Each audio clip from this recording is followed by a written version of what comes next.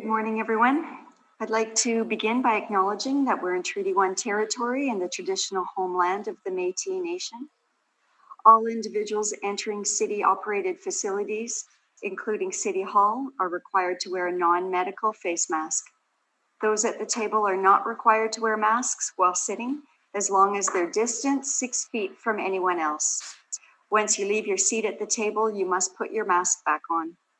As directed by Manitoba Health, we're requesting people avoid close contact within 2 meters with anyone showing symptoms of respiratory illness, such as coughing or sneezing. If you're experiencing flu-like symptoms, we're requesting that you excuse yourself from the room. Please note that when you join the meeting via Zoom, all participants will be in the waiting room and your microphone will be muted until the host lets you in the room. You can watch the hearing live via the City's Board of Revision YouTube channel. When called upon, you'll be allowed from the waiting room and permitted to speak with respect to your property. Once you've been heard, you can continue to watch the hearing live via the City's Board of Revision YouTube channel. If any participants are currently watching the live meeting on YouTube, please mute your audio player now. My name is Lynn Nesbitt, and I'll be chairing the panel today. To my left is Kent Seelan, and to his left is Marcel Larondo. Our recording secretary today is Belen Rojo, and our assessor is Mark Colatrubio. We'll be hearing applications for revision in accordance with the Municipal Assessment Act. The matters for which revision is requested have been described in each application, and will limit discussion to those matters. The statements that are made at this hearing are sworn testimony, and anyone speaking to the matters must be sworn in. Be advised that comparisons of assessments of properties are not considered evidence of market value by the Board of Revision. The Board of Revision is appointed annually by Council and is independent of it and the City Administration. It makes its decisions on the basis of the evidence provided at this hearing and issues a written order that will be mailed to all parties as soon as possible. Please note that the board's decisions with respect to an application may be appealed to the Manitoba Municipal Board if the matter pertains to assessed value or classification, or to the Court of Queen's Bench if the matter pertains to the application of exemptions from taxation. Should you wish to appeal, information on how to do so will be included with the board's order. With respect to the hearing process, I'll confirm the matters to be addressed with each applicant following the swearing in.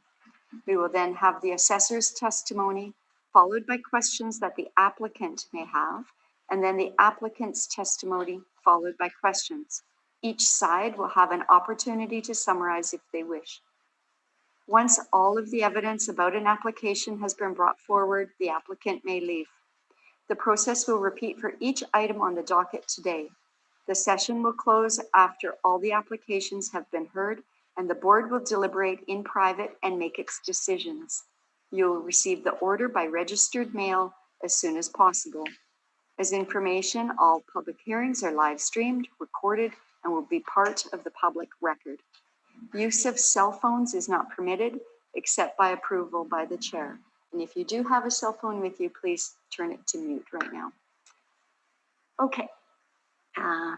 Belen, could you please swear in the assessor and the applicants now?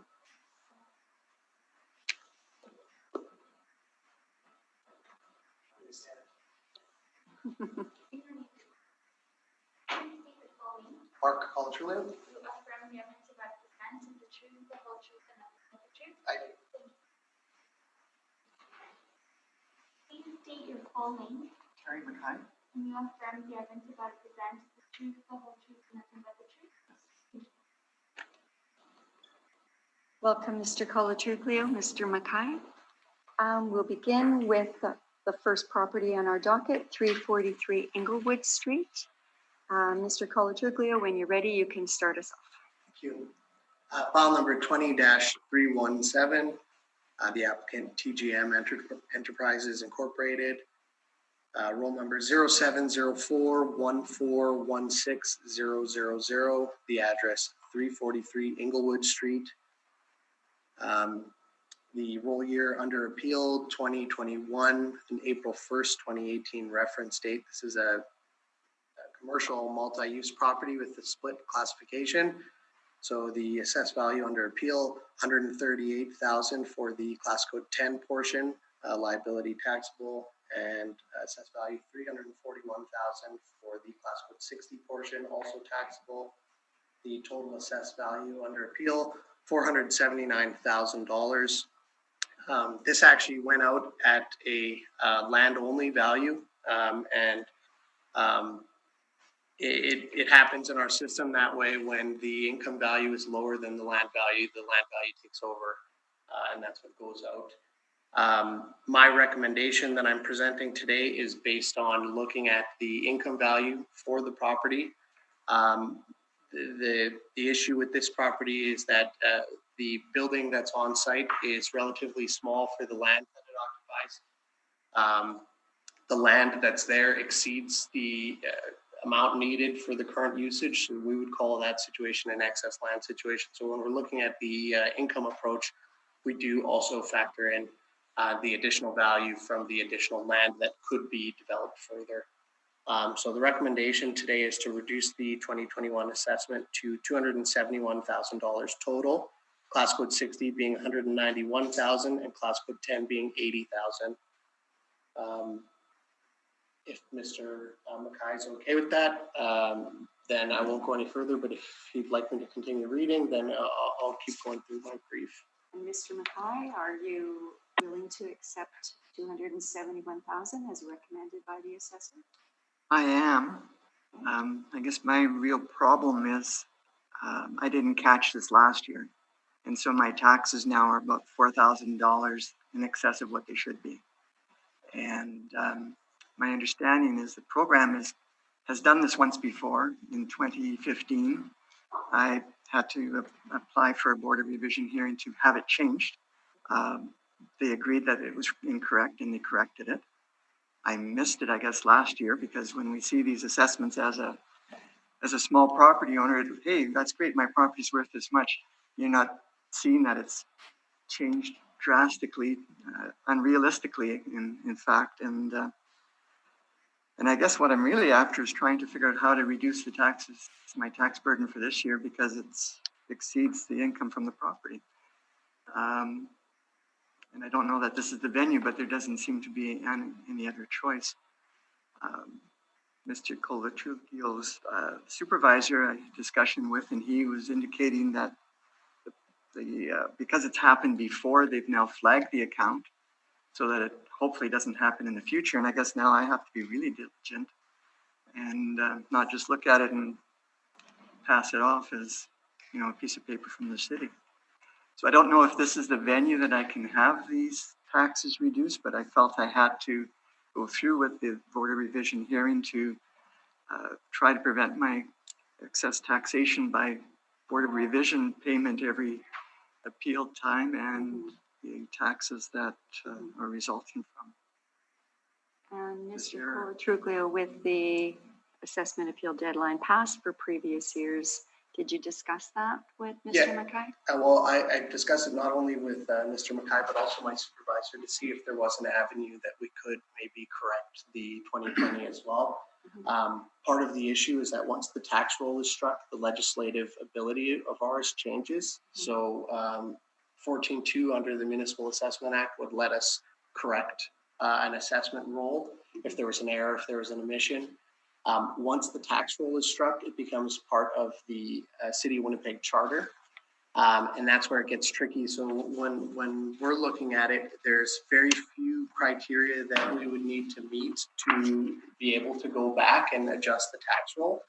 And I did review the 6 different conditions that you see in the legislation, and none of the changes that I'm making are as a result of an error on the record. It comes down to valuation methodology and opinion of value. So when I'm reviewing a file, obviously I'm looking at what's under appeal. Today we're looking at 2021. Had there been something like an error in the record that I could have corrected going back, I would have. But basically through my conversation with my supervisor, it was kind of said to me that I would only be able to look at 2021 for this appeal. So it's not for a lack of effort. We did certainly try to look at what we were allowed to do under the legislative framework, but it's unfortunate that the appeal was missed because, in my opinion, the value is too high, which is why I'm recommending a lower value. It's just I don't have the legislative authority to go and adjust the tax roll without there being, a change. If I'm reading the legislation, real or personal property has become entitled to an exemption. So we're not dealing with that. The assessment of real or personal property is required to be reduced because of a change in its physical condition. We're not dealing with that. The business assessment, we're not dealing with that. Change has been made in the classification of a property under the Municipal Assessment Act. We're not dealing with that. A business has become entitled to an exemption from taxation. We're not dealing with that. And a business has ceased to be operated and is no longer subject to business assessment. So again, not dealing with that. So those are kind of the 6 things that would enable us in those situations to go back. But in this case, we're not able to, unfortunately. And you've indicated that you've now flagged your records, so yes, Mr. McKay can be assured. Correct. So to the best. Absolutely. So going forward, we will review this prior to anything being issued. And that should help with it flipping between an income-based valuation, which is much lower than just land only. And again, it's unfortunate, but it's due to the fact that it's a very small building on a large parcel. So, and if the land value takes over, then it's gonna be higher than the income value. And that just it's unfortunate, and I understand Mr. McKay's concern, but at least going forward, we can ensure that we take a look at it before anything is issued. Mr. Lorando, you have something to add to that? Did you investigate whether or not it could be brought to the Committee of Finance, could it not? I'm not certain, actually. I mean, like I said, I brought it up with my supervisor to see what other avenues potentially there would be. And I believe Mr. McKay spoke with my supervisor as well. The messaging that I got was that, I wasn't able to do 2020. And again, not for a lack of effort, just legislative ability. No, but because you've admitted that there was an error. And it's not an error. It's an opinion of valuation methodology, right? So like, it's my opinion that I think that it should be done based on the current improvements and then factoring in some value for the additional land. You could ask a different assessor. They might feel that the land only value is appropriate and go with what the model produced originally. But it's not necessarily an error. Okay, but you are still putting in a recommendation to lower it to this number for this year. Correct, yeah. That's And that, based on my review of the property for based on your 2021. review. So Correct. if your review went before Finance Committee, and that's where the gentleman could probably talk to his city councillor. Yeah, and I think he And did his- reach out to the councillor's office. And part of it is that while the appeal is still pending, the councillor's involvement is kind of Right. limited. Once this is we've resolved dealt with here. it, then the councillor can deal with it, is what I'm saying. Correct, yeah. And that might be the appropriate avenue for sure. Yeah, I did, I didn't speak with the counselor, but his representative, and gave her details, and I guess she probably reached out to assessment department, but I haven't heard anything since that So time. what you should do is, once we've dealt with it today, Mhm. you should reach out to your counselor again, tell them that it's been dealt with, and explain to him what has been done and the discussion we've had. And they can reach out to the department. Yeah. They can then do it, well, they can make a decision on whether they want to bring it to finance. Along the mention of an error, I just want to mention when I spoke to your supervisor, he suggested that other similar properties were looked at with larger land to building ratios, and that this problem didn't occur on those sites.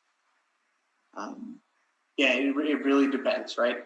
It depends on location in the city, because those things will drive the land rates. It depends on what the improvement is, what the quality of that improvement is, the age, all those things will factor into whether the income value will take over the land value. And it really comes down to if you see really low capital to build to land ratios, then you have the situation where there is that potential where the land value exceeds the income valuation. now that we're aware that the jumps are significant, when it flips between the methodology, I mean, we can review it manually, and it's just an additional preventative step that we can take prior to the roll being issued. In this case, unfortunately, that's not what happened. But again, just in looking at it myself, that's the situation, and that's what I'm being told, that I can't go back to 2020 because none of my review comes down to an error in the record or an omission or something like that. It's basically my opinion on methodology. Right. And your supervisor agrees. Correct. So You there is, you now know what your option is. there is one a different comment, avenue, yeah. So that's your avenue. My first example of 1866 Ness is 10,000 square feet, and it's just a little tiny restaurant on there. And it's actually larger ratio, I believe, than my property. So why would that have not been subject to the same methodology? Yeah, and it's tough to compare between assessments. So typically, we don't go down that avenue.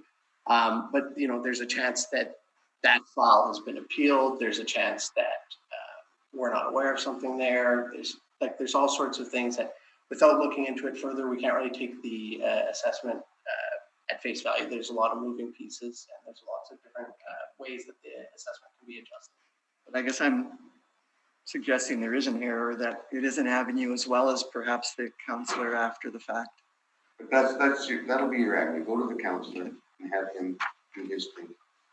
Well, I'm sure Mr. Mackay will be watching carefully in the next cycle, and I think you have Mr. Colatruglio's commitment to also keep an eye on this. Yeah. On your And I budget. must say, he did go, put effort in it. I'm not That's great. suggesting he did. Okay. All right. Well, thank you very much. Thanks, Mr. McVeigh. Is that everything? That's fine. He's accepted your recommendation, and I think we're good on that front. 1800 Main Street we'll move to next. Is our applicant here? Okay.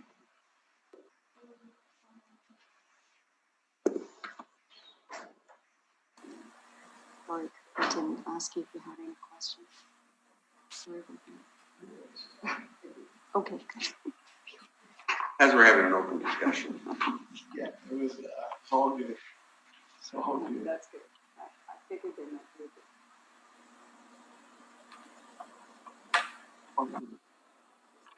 Is our applicant here? Oh, by Zoom? Oh, I thought you said the fourth one. No. Oh, number 4. Okay. Hello and welcome. Sorry about that.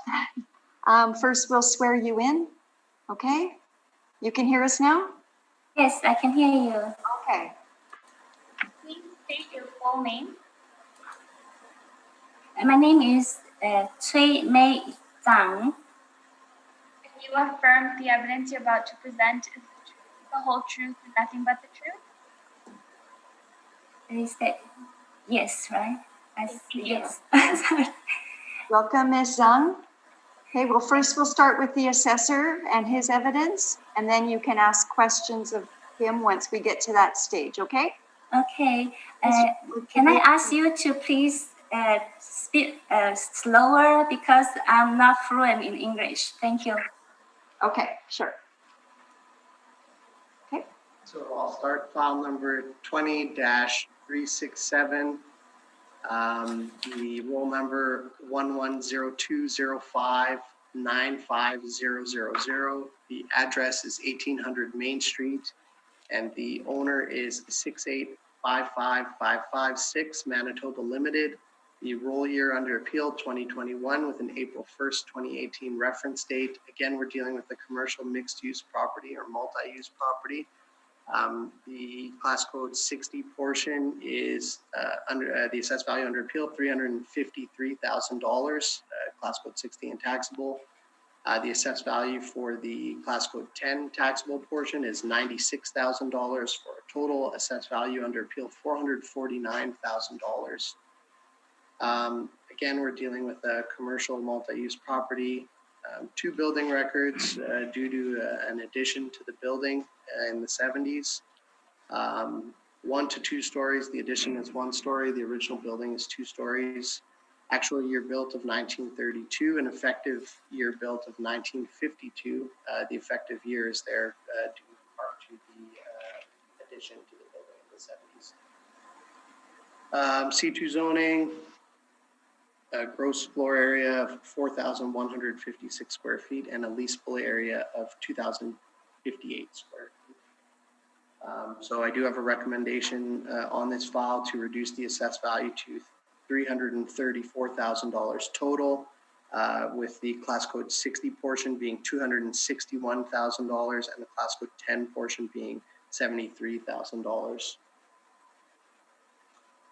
And have you discussed this with the applicant? I have, yeah. There's been actually lots of back and forth leading up to the hearing with the applicant. I'm not sure that Ms. Sang is going to take the recommendation, and that's okay. Why don't I just ask right now then? Ms. Sang, the assessor is recommending that your assessment be reduced to $334,000. Do you accept that recommendation? Thank you, but I think it should be lower. Okay. All right. Then having said that, we'll ask the assessor to continue with his presentation, okay? Okay. Okay. So if we flip to page 2 of the brief, you can see the subject sale history. The last time this property transacted on the open market was May of 2014. The sale price at that time was $280,000. There's a sale prior to that. It's not very relevant to today's discussion. If you flip to page 3 of the brief, you can see some photos, an aerial view and a map view, just showing the location of the parcel at the corner of Kilbride Avenue and Main Street. If you flip to page 4, you'll see some additional photos of the subject property. If you look at the top photo on page 4, you'll see that there's 2 doors off of the front of the building. The corner entrance is the main floor entrance, and then the door on the right-hand side, based on review of city records, shows a staircase up to the 2nd level. The bottom photo just shows the rear addition to the original building. You can see that the original building is 2-story and the addition is a 1-story add-on for the restaurant. You flip to page 5 of the brief, you'll see the rental comparables that I've selected for this property. There's a range in regards to the net rent per square foot, ranging from as low as $10 a square foot to as high as $14 a square foot. There is some variation in the age. Some of these are newer, effective year built than the subject property that we're dealing with. But just to be clear, it is the effective year built, not the actual year built shown here, though some of them may match where there's no effective age variant or added on to the property. If you flip to page 6, you'll see the class code 10 income valuation. So we've got one multifamily unit, 3-bedroom suite on the 2nd level. The monthly rent being applied there, $885.89. Total potential gross income, $10,631. 3% vacancy allowance. The expense ratio for residential properties is 53.48% for this area. The net operating income, therefore, is $4,797. The cap rate applied by the model, 6.60%, for a total capitalized value at $73,000 rounded.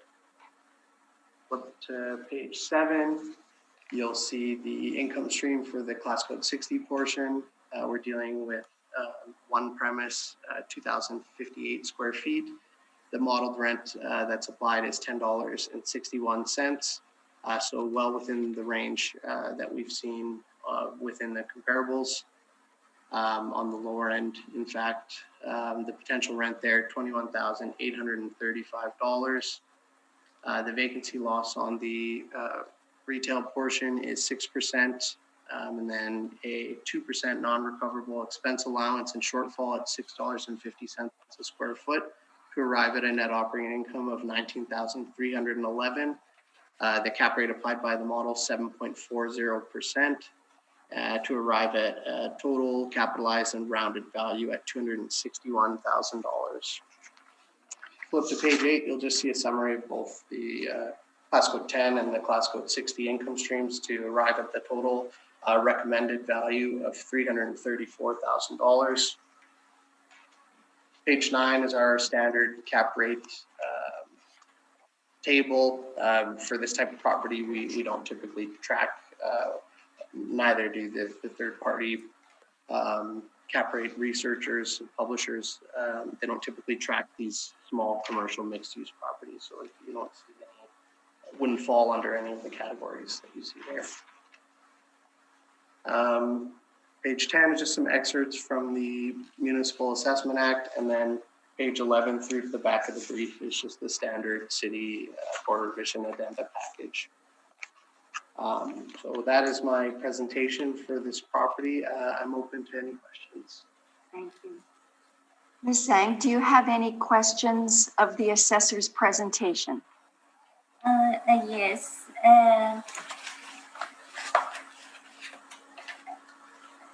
Let me give me a second, okay? And the major problem is that there's a sentence there that the estimating potential rent is net of all expenses to the owner, including the cost of management. So I think that's where he calculate the potential rent. But actually, our actual income is far less than that. And in 2017, our semi-gross income is $27,600, the gross income. And then if we minus the property tax of $7,739, we minus the insurance $6,000, the lawyer fee, the accountant fee, management fee, and some repair, and also the income tax. There's nothing less, not much leave for us. So I think the potential rent is far higher than our actual net rent. And do you have a question to ask the assessor? Would you like to ask the assessor any questions about what he said? Okay. I know that I did not send Mark the detail of our rent income before, so I hope Mark would consider now our actual situation. Would you please consider this point, Mark? So my position is still going to be the recommended value. We did take a look at the lease that you sent, and it was greatly appreciated that you sent a copy of that. It does help us to understand the situation for this reference date, for sure. The problem is when we value these properties citywide, we look at rents net of all those expenses, and that's the comparables we use are net rents.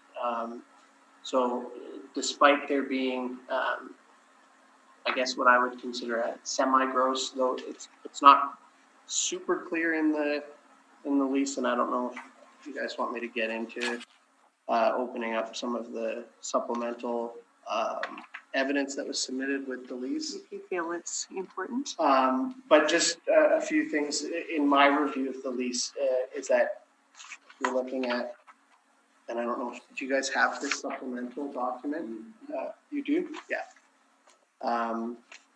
So on page, no page numbers.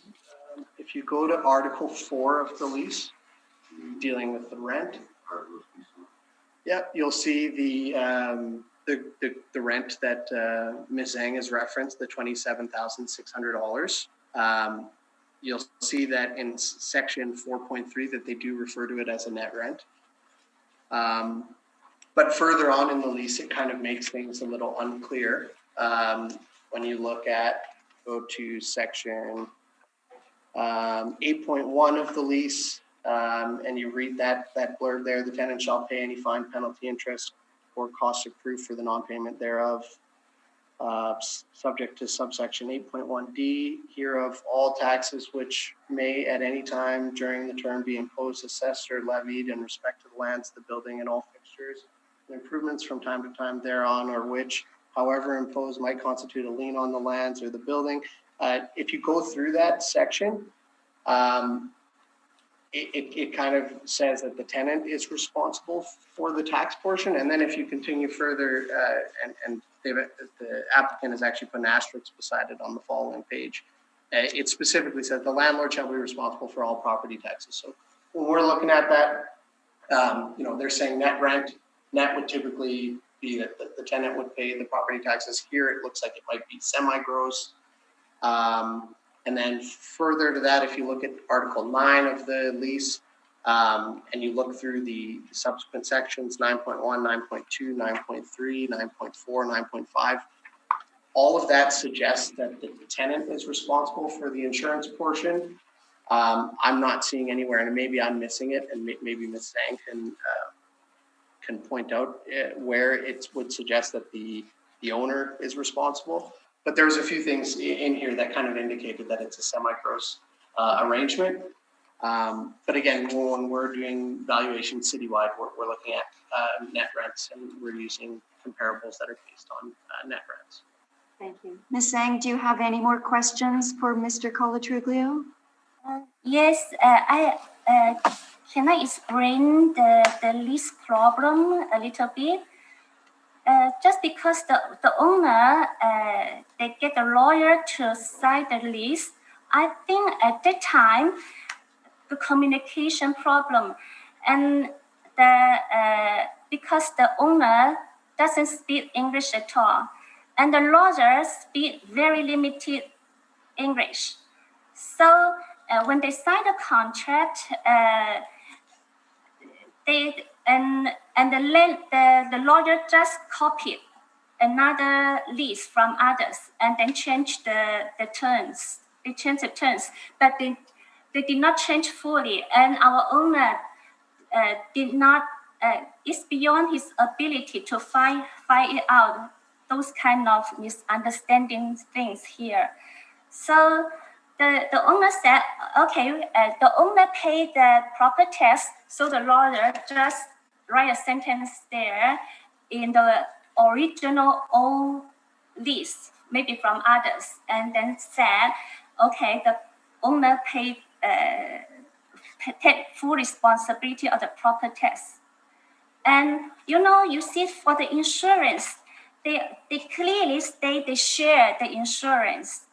When they talk about the insurance, and the owner share the property insurance, and the tenant is responsible for their business insurance. That's what they talk about there, and but the lawyer just say they share the insurance, and he forgot to correct those terms inside.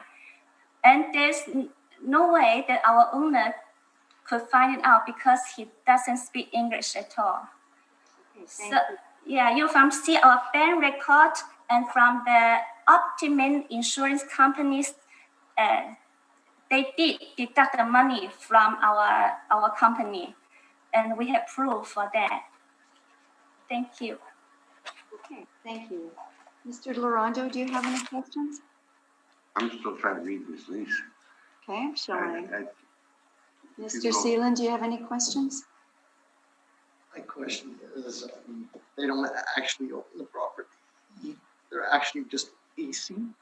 The applicant, Yes. I believe they're the ownership, or the agent of the owner. Agent of the owner? Yeah, I But you're believe the so. tenant. No, No, as far as I'm Are aware. you a tenant or are you an owner? Actually, it's my brother-in-law is the owner. She represents. The brother-in-law.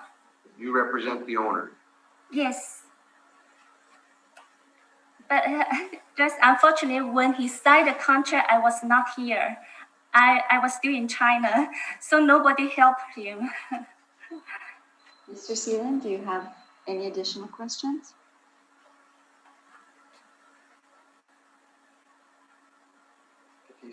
Like, is leasing the space from a family? No, well, I don't think the tenant has any relation. I could be wrong, but yeah, they lease out the main floor restaurant, and then they don't independently lease out the apartment unit. That's kind of a toss-in on their lease. From what it looks like, they lease the whole building.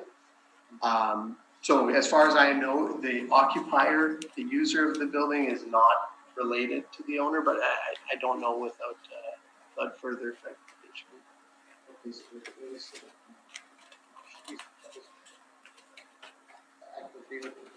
They own the building, correct. Tenant is part of this piece, the tenant isn't paying the taxes.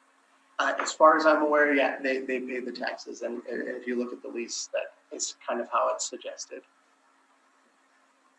I see. What's the strict? Yeah, it's kind of unclear. Yeah. Thanks. Thank you, Madam Chair. Mr. Larondo? It's a lot of reading. Now that you brought this, Lisa. Let's go on to the presentation and I can ask my questions after.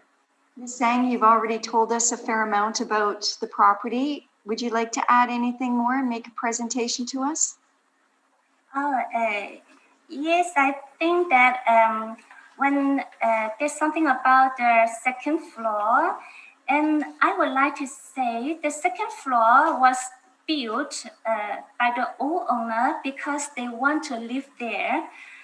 But when they built it, they did not build it separately. They share the same heat meter and water meter.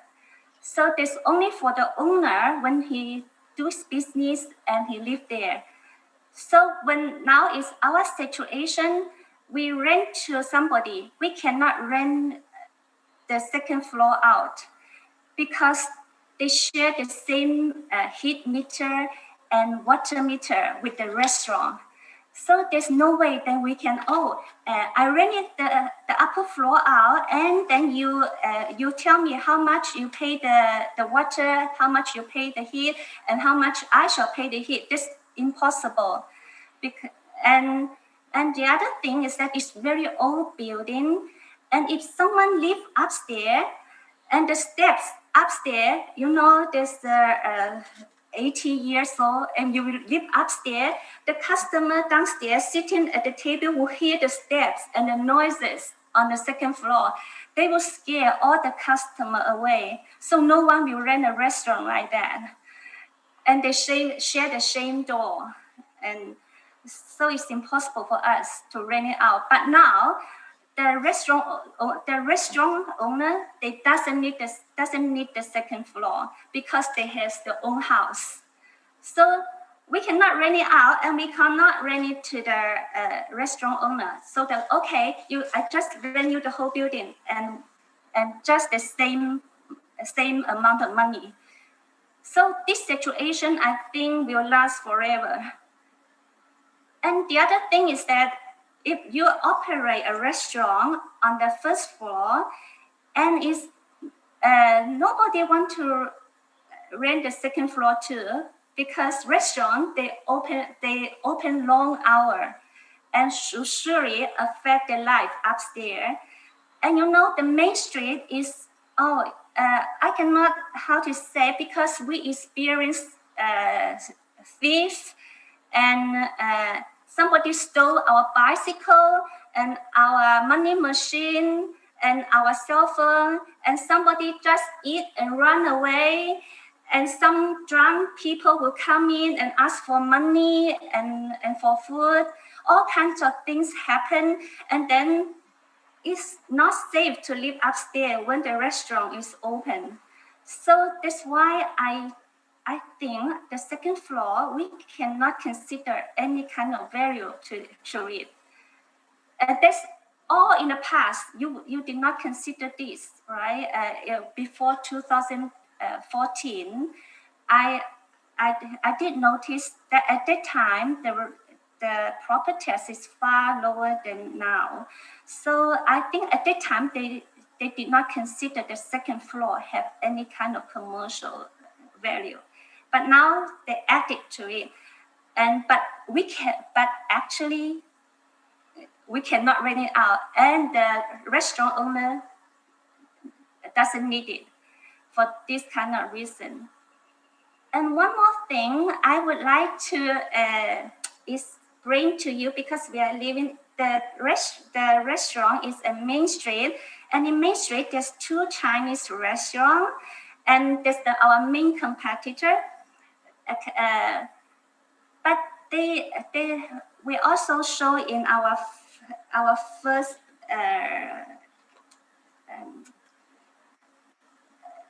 in our file that is called Bao Bao, and because they have very low proper estimated value, and I think they have very low property tax. So in that case, if that restaurant compete with our restaurant, and they have advantage. Yeah, that's why if they selling in the same price, they're selling the food at the same price, and we pay a higher cost. So that's really difficult for 1800 Main Street.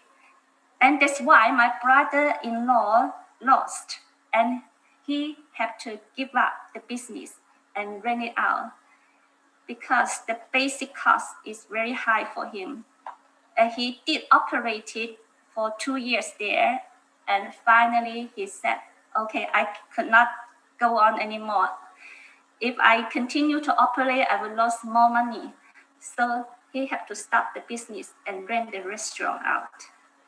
Yeah, so it's not a good area, and the competition is very tough. So I hope you would consider this point too. Thank you very much. Thank you, Ms. Zhang. Mr. Colatruglio, do you have any questions? I don't have any questions. Mr. Seelan, do you have any questions? Questions, Madam Chair? Mr. Larondo? The assessors offered you 353. 3-4. 34. Hmm? I think 334. 334? Yeah. That's lower than it was in 2008, is that not correct? 2018? Your assessed value was 357 in 2018? 2018, the assessed value is 44,000. Is that assessed 44? value in 2000? Let me see. Yeah, difficult for me to say the number. 357,000 Uh-huh. in 2018.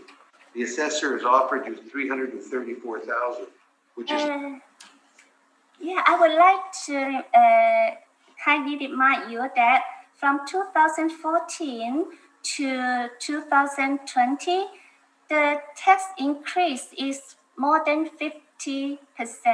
50%.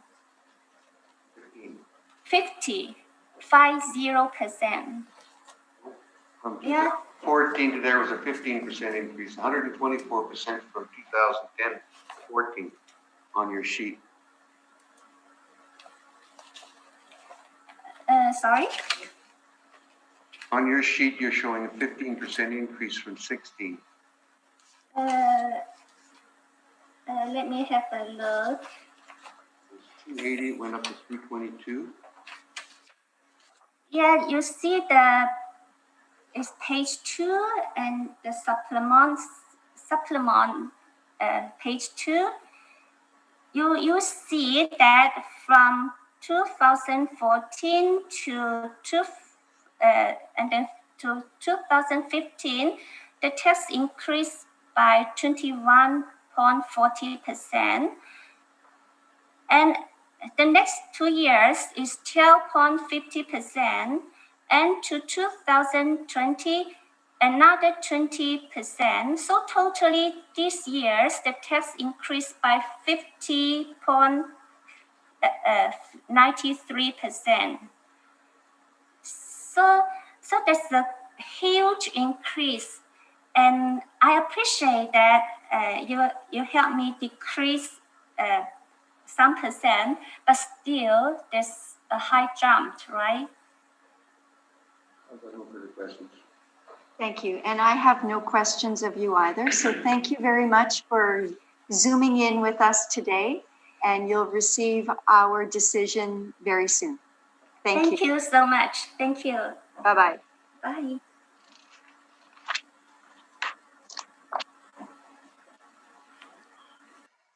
Okay. Do we want to?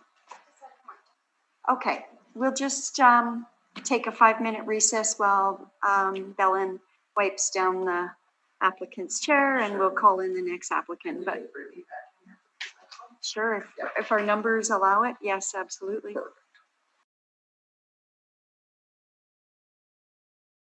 like to call this meeting back to order. I guess first of all, we need to swear in our new assessor and our applicant.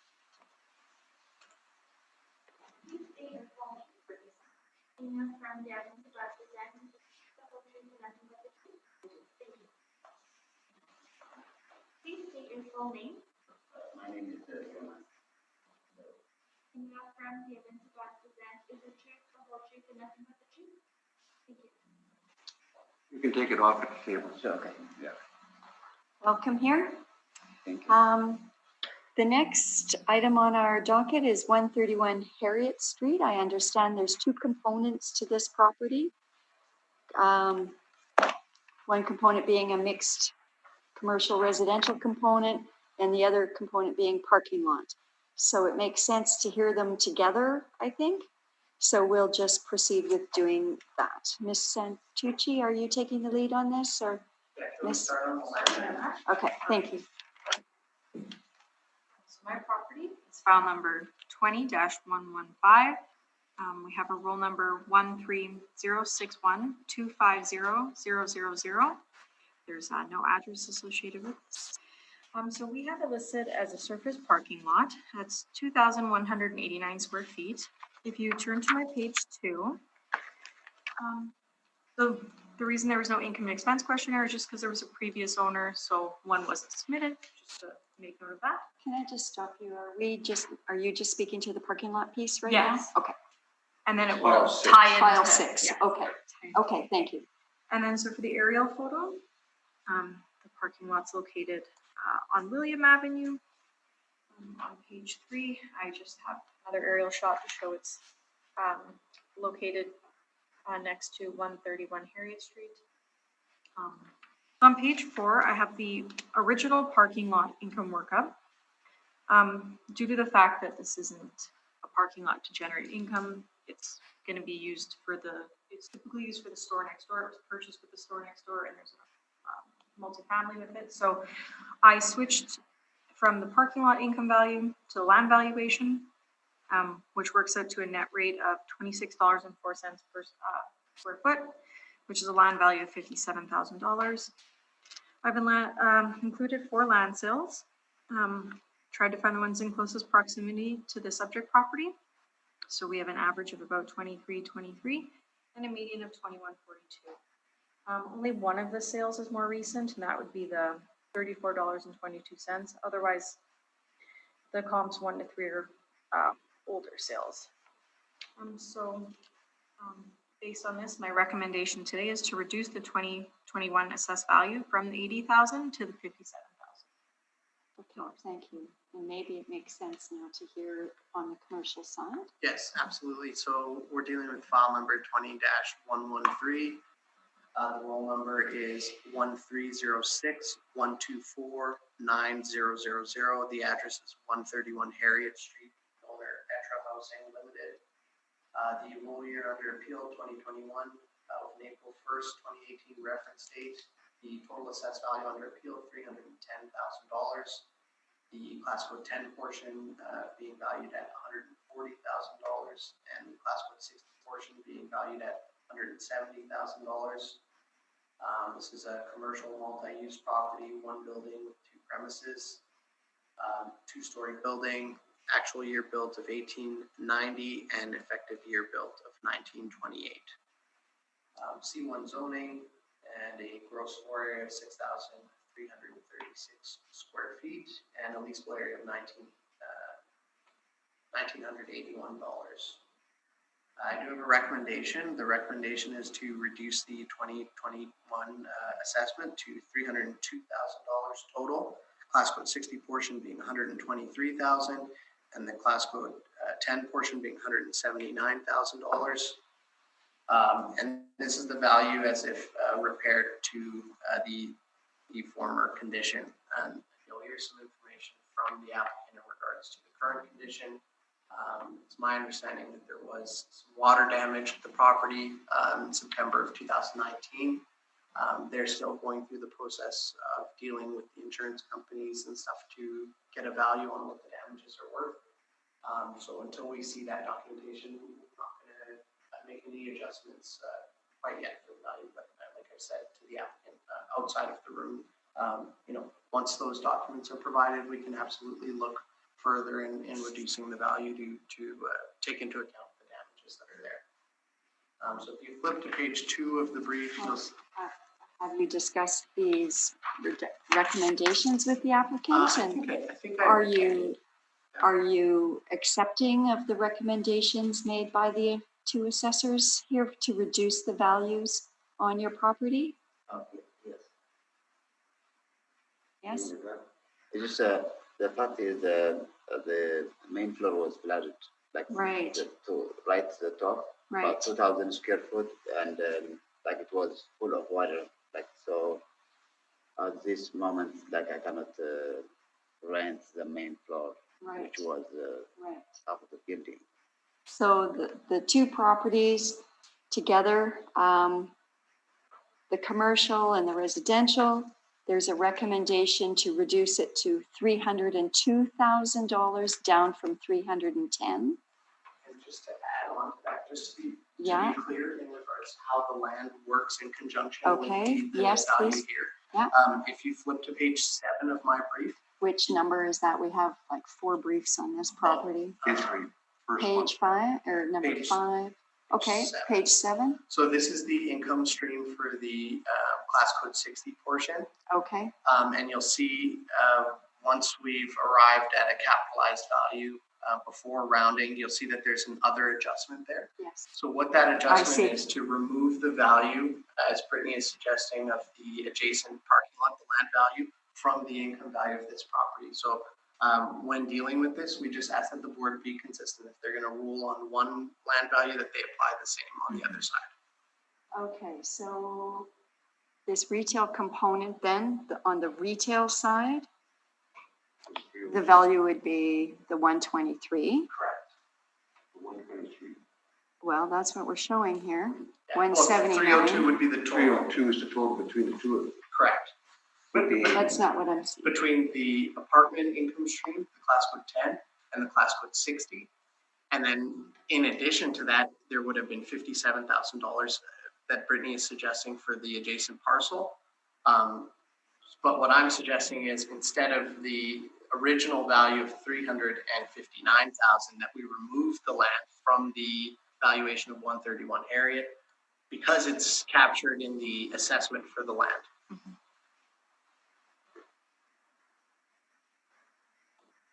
So we go to 302.